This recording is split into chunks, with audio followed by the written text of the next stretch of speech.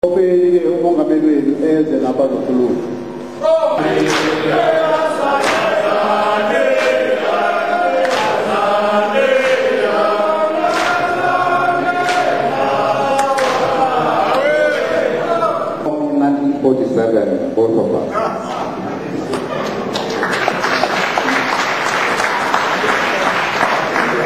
You said like he was born 2 months after.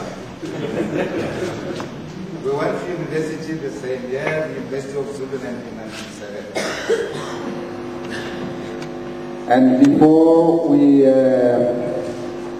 knew each other better, my friends and I, who came from Pretoria,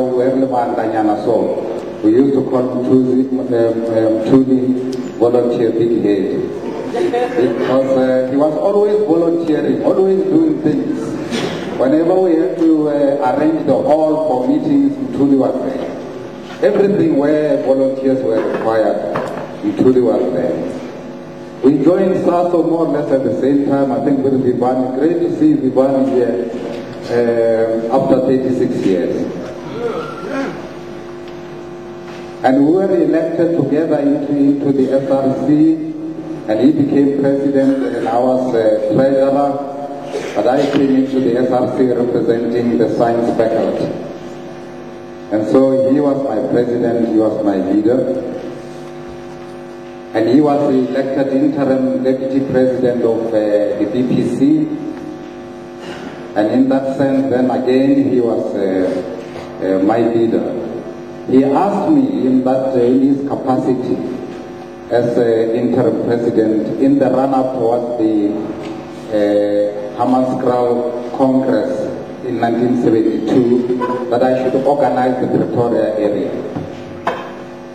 And in that capacity, but also because we were friends then, I used to come to his home here in Walamlambo section and we would drink tea, etc., because he drank nothing else, and talk about that possibility. And I used to tease him about the fact that his head was so big, and when we didn't agree on anything, these spectacles were this thin, I would ask, can you see me?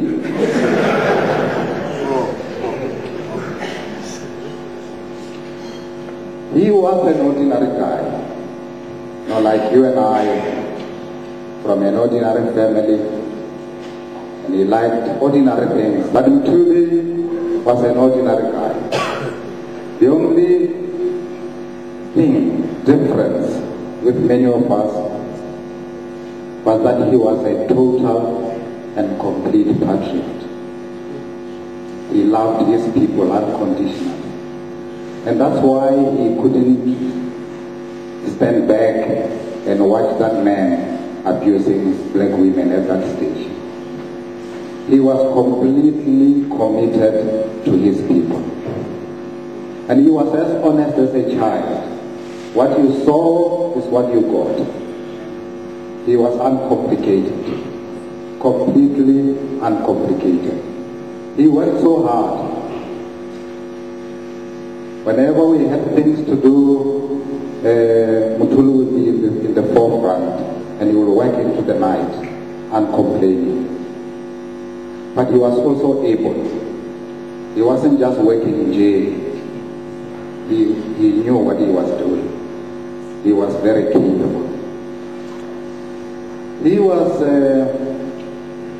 an epitome of black consciousness.